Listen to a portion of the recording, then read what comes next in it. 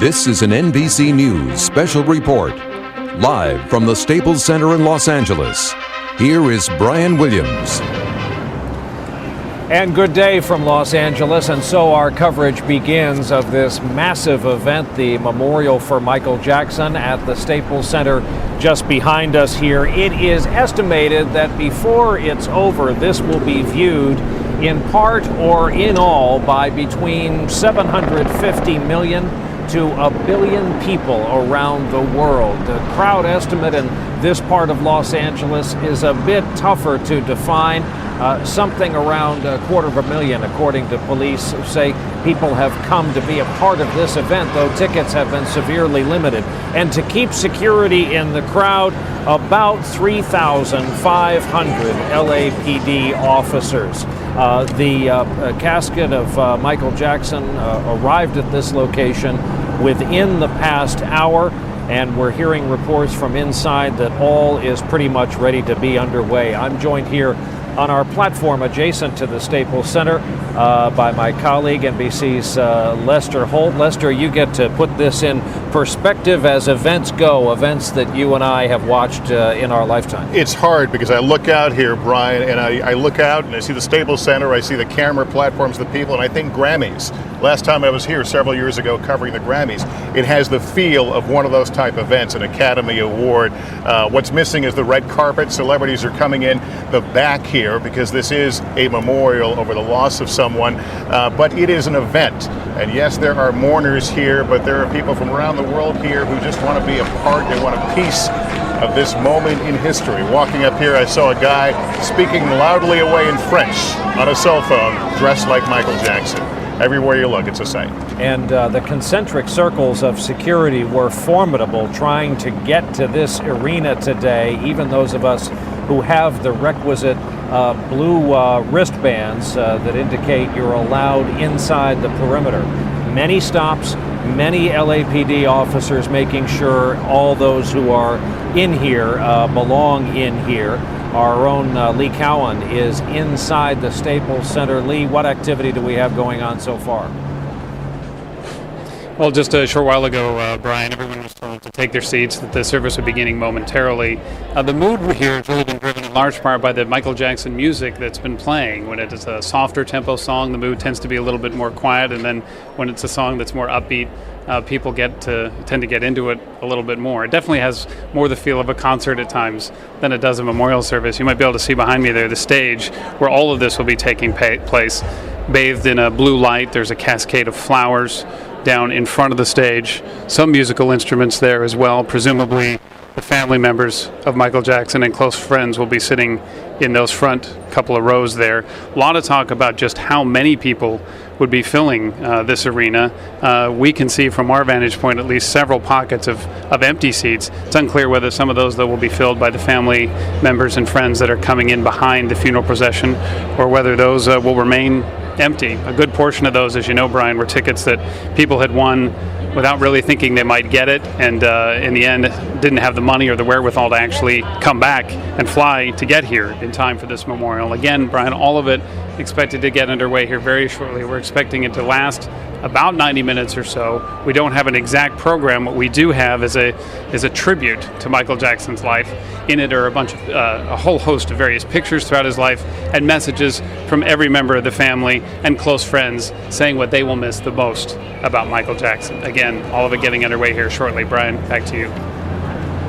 All right, Lee Cowan, who will be checking back in with Lester Holt here with me. I'm reading from the list of celebrity participants: Kobe Bryant, Mariah Carey, Berry Gordy, Jennifer Hudson, Magic Johnson, Martin Luther King III, Lionel Richie, Smokey Robinson, Brooke Shields, Usher, Stevie Wonder. I'm quite sure there will be other names not on this list. And yet, Lester, I know you've seen what I've seen over the past few days.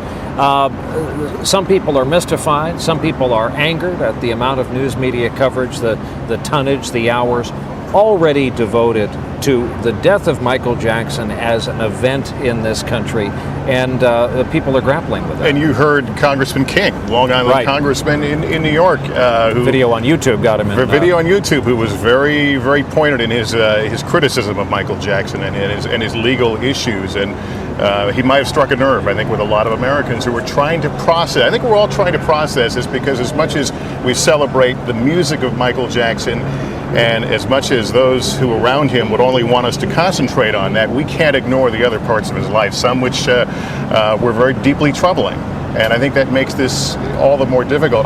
You asked me a moment ago to compare this event, and I was going to go a place, and I'm going to go there now, and I'll be careful how I say it. The last time I saw something that I think on this magnitude was covering the arrival of a new pope at the Vatican. Now, different stories. I'm just talking about the media, the amount of attraction, the people, the helicopters in the air, just that sense of all eyes on this piece of the world at one time. That's the closest thing I can recall to something on this scale. It's amazing. Part of it has to do with the explosion of media outlets. I don't know when I've seen more cameras lined up at a single venue. We've been talking about crowd size, crowd control. NBC's Mike Taibbi is here inside the complex with us, and he can tell us about some of those efforts so far this morning. Mike?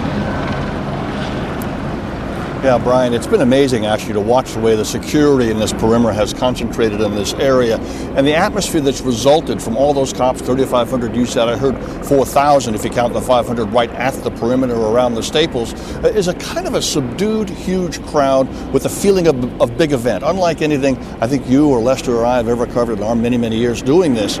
And you have to think that actually you think about this in terms of what happened in the previous 4 years since the end of Michael Jackson's criminal trial. But for those 4 years, he essentially has been a non-story in American newsrooms across the country, on sites of music downloads. Michael Jackson was a non-story. Even the announcement of his upcoming concert series a couple of months ago excited a couple of days coverage, and that was it. And now I think you're seeing what happens when people rediscover the reasons they fell in love with Michael Jackson all those years ago. His music, what he represented as a performer, the uniqueness of his abilities as a performer. Before all of that happened, and everybody knows what that is, Lester made reference to Representative Peter King, who went to Notre Dame Law School, so presumably knows about the presumption of innocence. Despite that, he, like many Americans, had a very negative opinion about Michael Jackson.